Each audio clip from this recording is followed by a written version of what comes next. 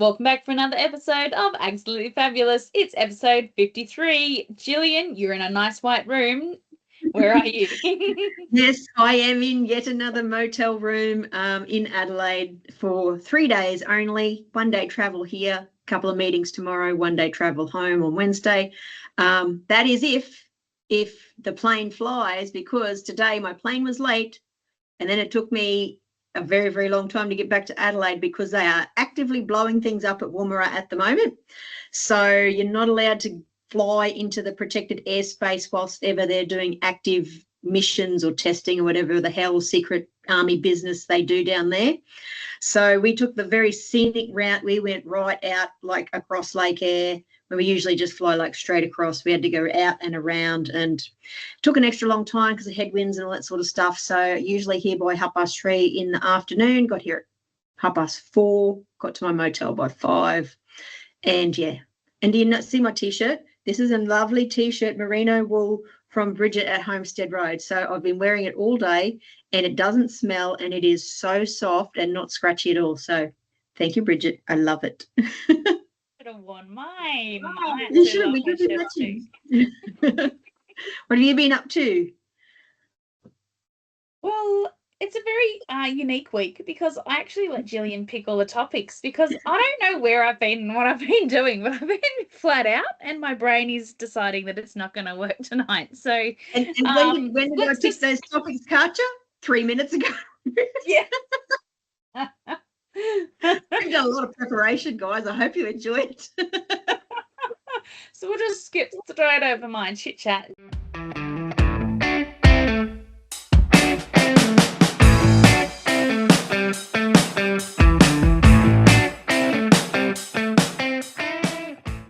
Hi, welcome to Absolutely Fabulous. My name is Gillian Fennell, also known as Station Mum 101. I love everything about agriculture, especially the people and especially communicating about what makes Australian ag so special.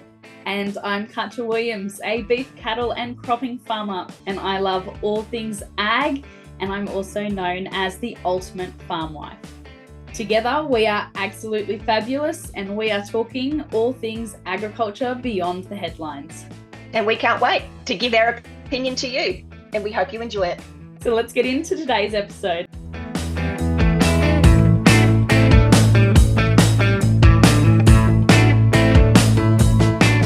Gillian, what topics have you chosen for tonight?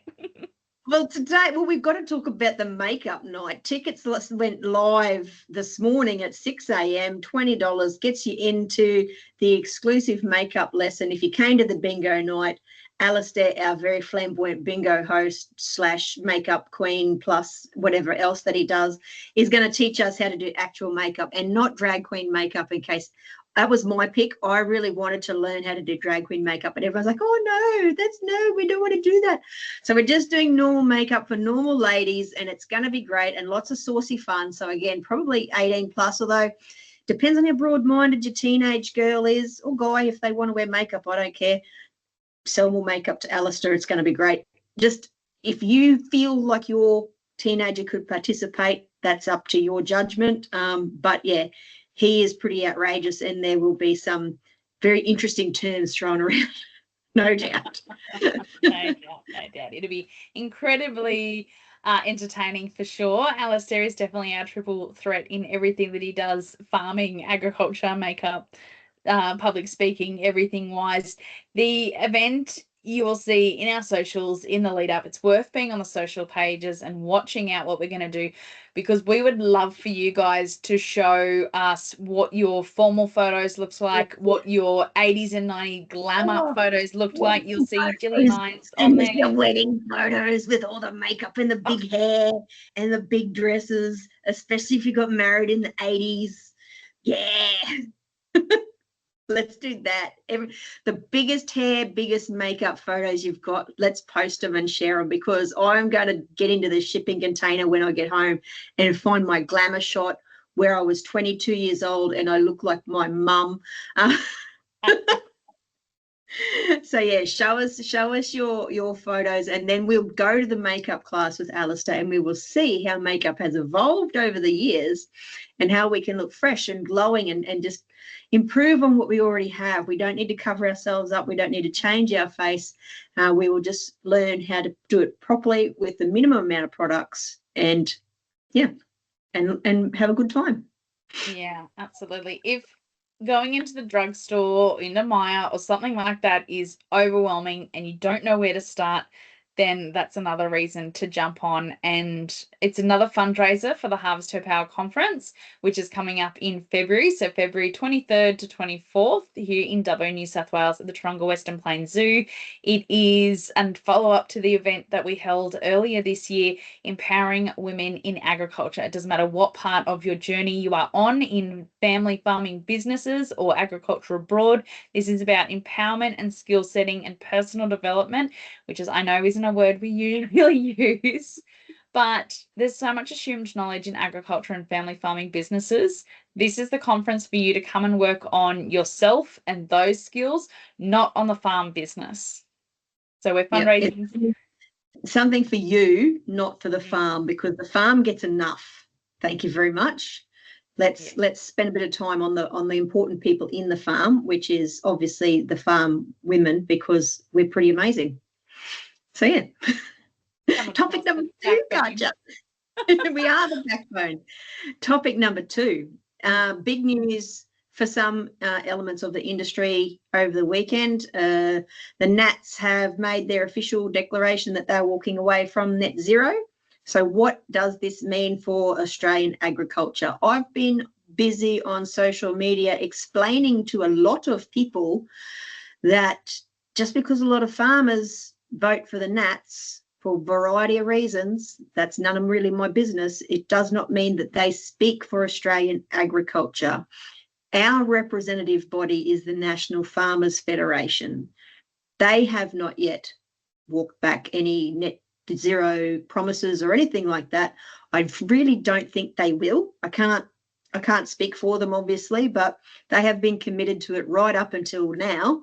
I don't see why they would challenge that and change that, because like so many people who live in urban areas were very fond of pointing out to me today, farmers are on the front line of any climate change that is happening, and it's in our best interest to move to net zero. And I'm not going to have a conversation about whether net zero is actually going to affect climate change. 1, because I'm not a climate scientist, and 2, I really don't care. That is the policy framework in which we operate. It is what our customers believe. It is what our consumers believe, and it is what our governments believe. And unfortunately, that's the way a lot of our regulation is structured. So if we're going to operate efficiently, we have to be within those guidelines. So yeah. A lot of people have spent a lot of money in the last few years getting on board, making sure their operation is on board. So it would be an absolute shit show if they were to say, yep, great, thanks guys, the work that you've done, yeah, it means nothing anymore. We're going to change the direction we're going. So Gillian, you mentioned a couple of different things here. So what is net zero for those who don't understand or know it? And then why does it matter that the Nats have walked away from it? What does that matter? So net zero is the promise that not all the nations, because some nations didn't sign up to that as part of our global agreements. We have signed up as a nation to become net zero. So that's sequestering or reducing our emissions so that we're a zero on the balance sheet. Whatever we emit, we find some way to offset or sequester or whatever by 2050. As Katja just mentioned, we have spent a hell of a lot of money across mainly agriculture, because I don't see mining or anyone doing any of the sort of heavy lifting that we do in regards to reducing our emissions, improving our soil carbon. And yeah, we own all the land, well, not all the land, but we own a lot of the land. And so we have done a lot of the heavy lifting so far in getting Australia's emissions down. That we've reached a point, possibly there's a report released, I think it was last year, that said without improvements in technology or different, sort of ways or methods of calculating whatever, agriculture is probably done as much as it possibly can without something new coming and changing. So we as a sector are unlikely to reach net zero by 2050 because all of the things that we've been investing in and doing aren't going to have an effect until about 2035. And that was done by CSIRO and a couple of other agencies like that. The reason it's important or significant that the Nats are walking away from this is that once upon a time, every political party that sort of is worth talking about in Australia had signed up. Yeah, we're going for net zero, et cetera, Where this becomes a problem is when whoever's in power is trying to push through legislation or to make policies or programs or those sorts of things that are going to help us meet those targets. You now have someone in the Senate and in Parliament that is going to say, we think that's a waste of money. We don't believe in that anymore. We're not going to do it. And so it's basically just something else to argue about. And we know what arguing does pretty much. It wastes a hell of a lot of time and achieves nothing. And this is the sort of thing. So they've walked away from this and said, we're taking our support away from that. Okay, so what's your alternative, guys? Like, what are you going to do when everyone else is trying to operate within this policy framework, which has been well established for, I don't know, probably at least the last 15, maybe even 20 years? Yeah. When everyone else is that's the way everything is set up, what's your alternative? How are you going to make sure that farmers aren't shafted? Because I can guarantee you that's what's going to happen now without someone to actually support us. How are you going to make sure that the average person in the town who's already got high food costs and those sorts of things isn't shafted? And there is a belief out there, and I'm not an economist, so I don't know if this is true, but there is a belief that the race towards net zero is causing the price of these things to go up. That could possibly be true, and I have heard that mentioned a lot. If you are an economist and you would like to comment about how actually true that statement is, please jump on and tell me why, because I can go and read it, obviously, and I probably will.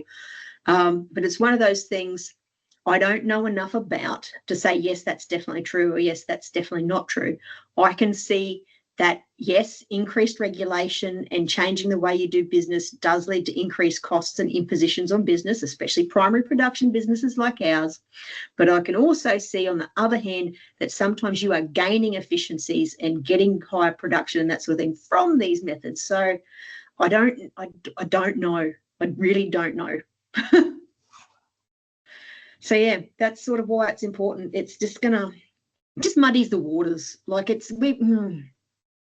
we probably have more important things to worry about. I'm personally more concerned about the fact that Labor's out there running around saying, oh, look, we're going to make more doctors bulk bill and it's going to be great and everyone can go to see a doctor for free. And if your doctor's not free, just go and find another doctor, all of which is complete bullshit.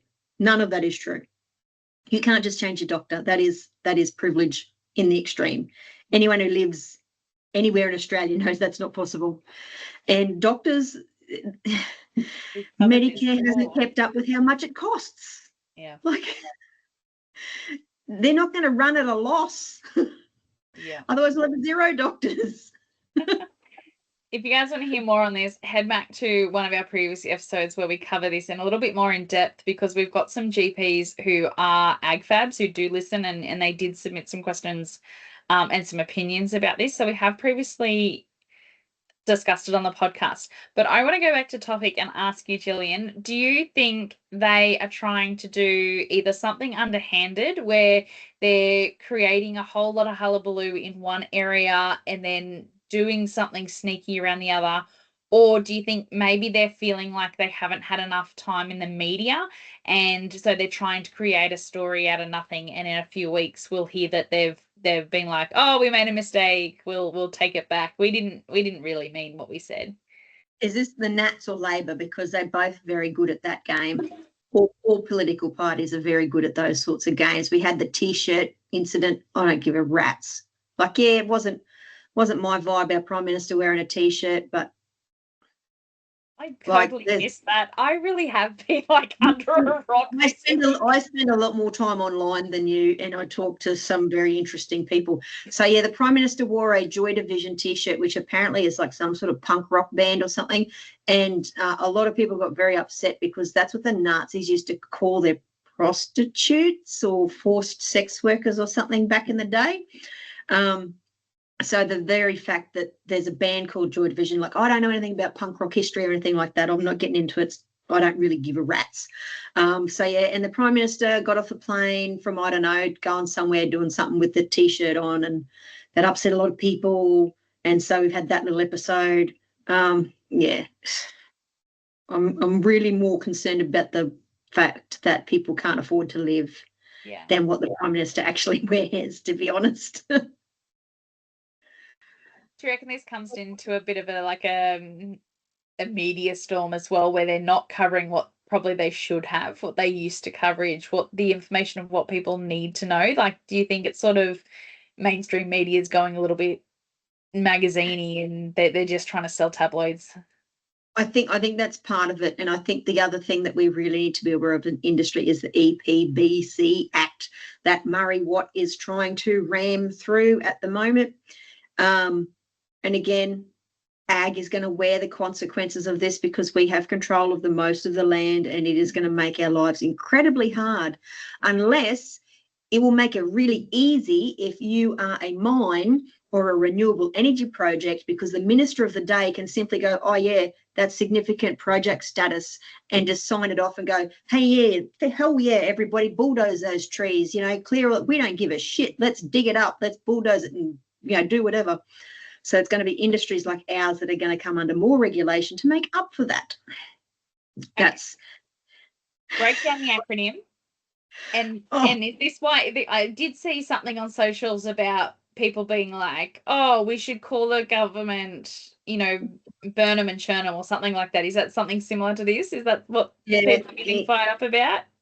Yeah, it is EPBC. It might be, I don't know.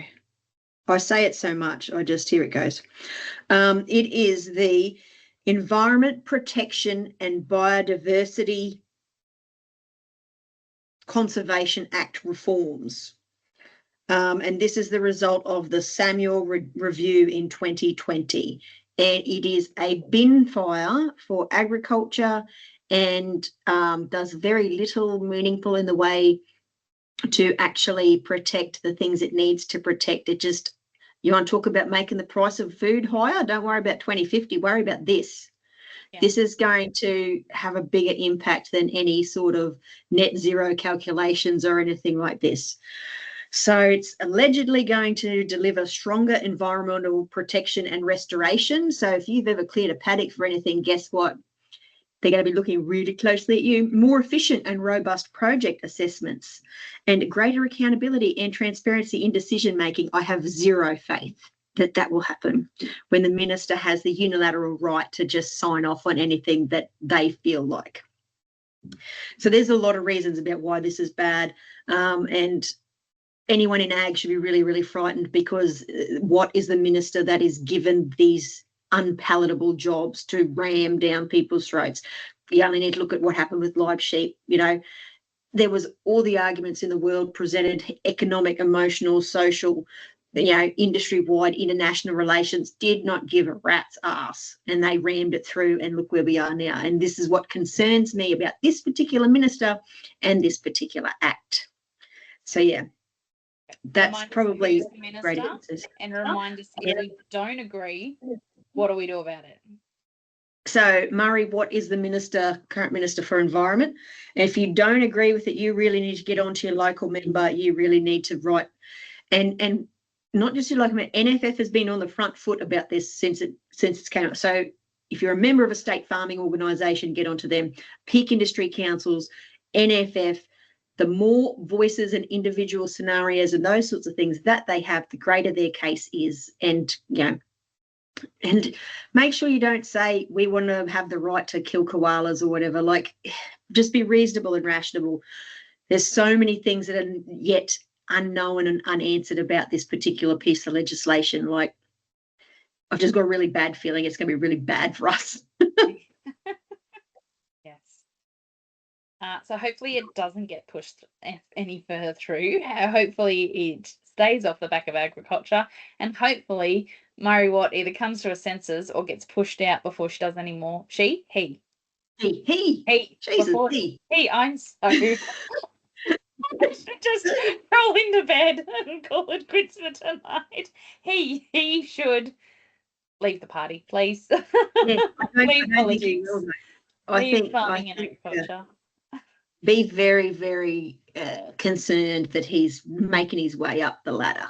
I would be if I was, if I was a betting person, I would say that's where he's headed. So,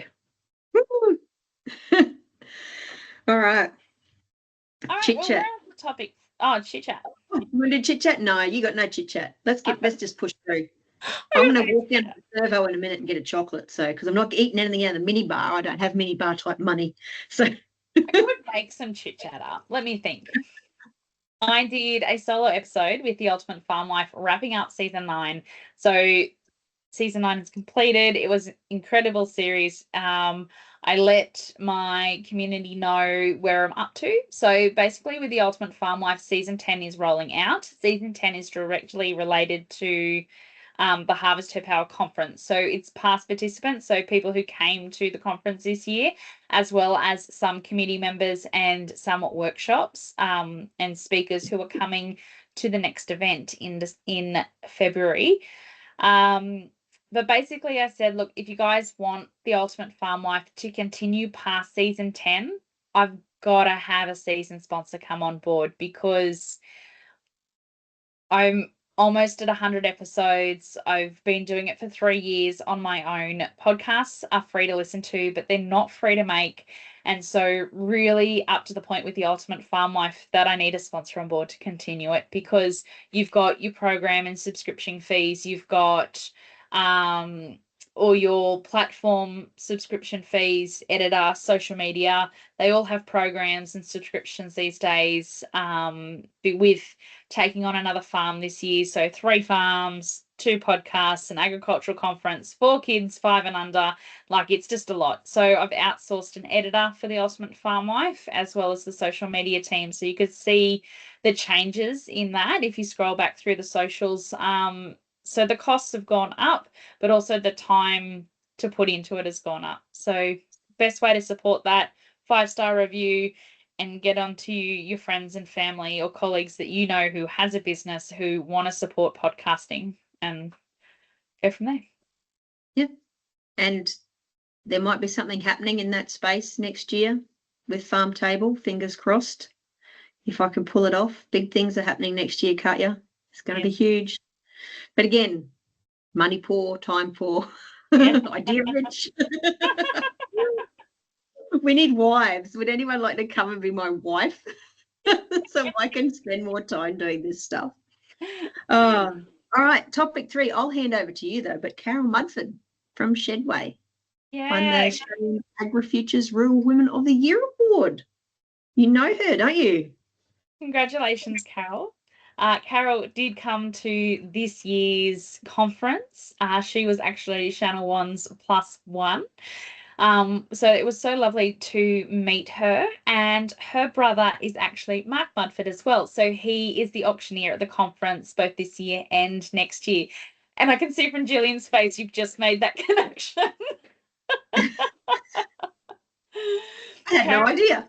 I live in my own world most of the time.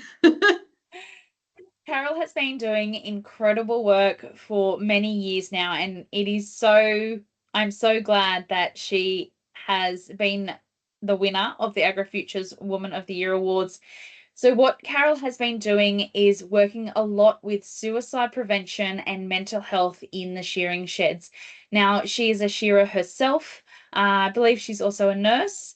And so she has not only been working in these sheds with the sheep, with the shearers, but also rolling out her mental health programs under sHedway. So we're going to link that in the show notes and pop it all over our socials. But well worth cause getting on top of. Incredible feat that she has been doing. And yeah, just so glad that she's been recognised for the work that she's been doing. Keep it up.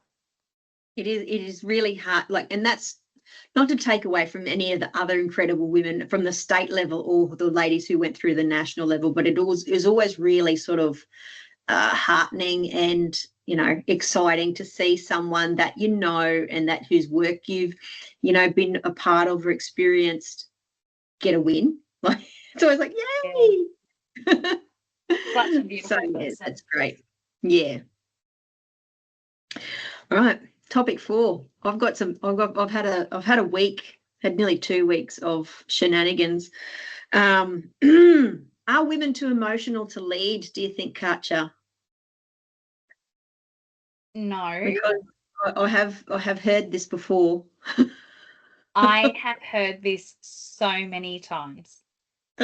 I sometimes lose my words and I mumble over this because it makes me a little bit frustrated that this always comes up time and time and time again. And I think where this usually comes from is when it's usually white collared male men, Old male. particularly from maybe a certain age range, but also from a privilege level, who, when they feel threatened, when they feel jealous, they bring it back to emotions, they bring it back to women's cycles, and they try and tear people down just because they are feeling threatened. Has nothing to do with you. If you are sticking to your guns, if you are doing really well, people, especially men, hate that. And that's the context of when I hear this all the time.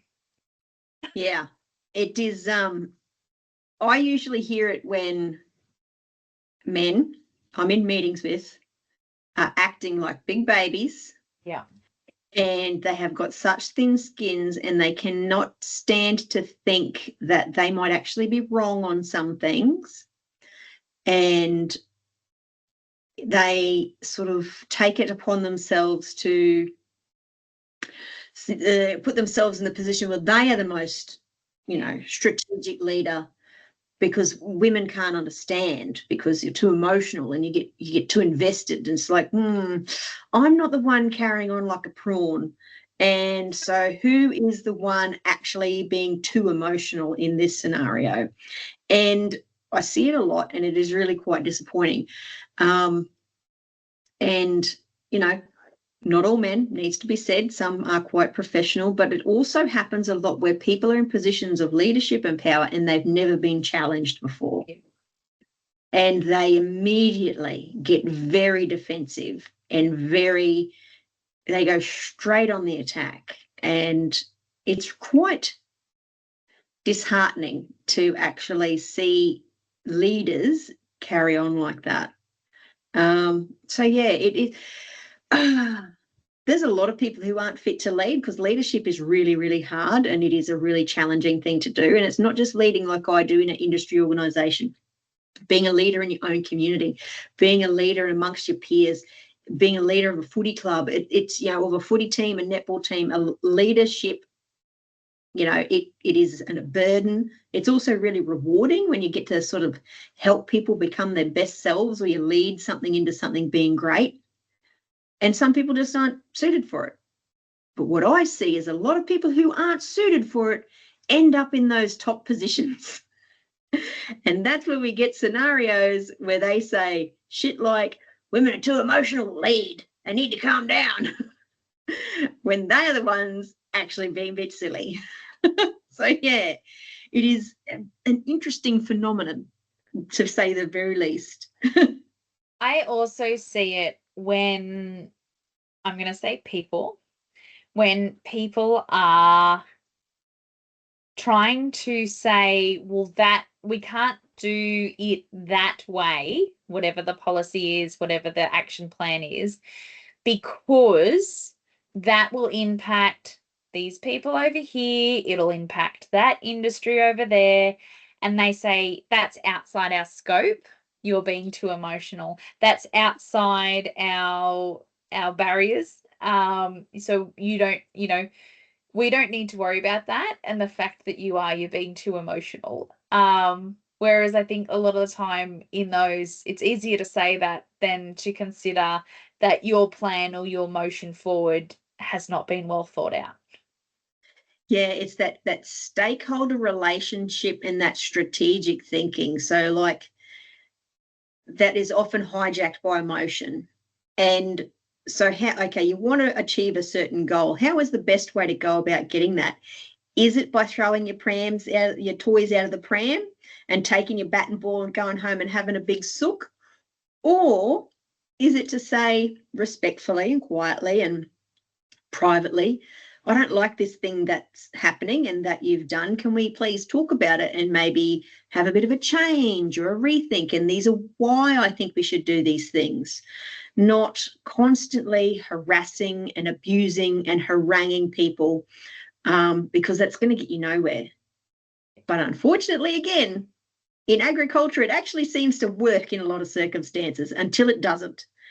And it usually doesn't work once you go up against someone who's bigger and more powerful than you, like the government. You're not ever going to win against the government, especially a government that is likely to serve for another, I don't know how many years, has no meaningful opposition. It's going to keep getting majority after majority. You're not going to win against them by bullying them. Yeah. You catch more flies with honey than you do with vinegar. So I was going to say, so Gillian, what's the solution? And sometimes there is no solution. Sometimes it doesn't matter how reasonable and rational you are not going to get a win. Okay, so what's the next best thing? You're not going to get what you want. How do you make the best of the bad situation? And the live sheep thing is a really good example of that.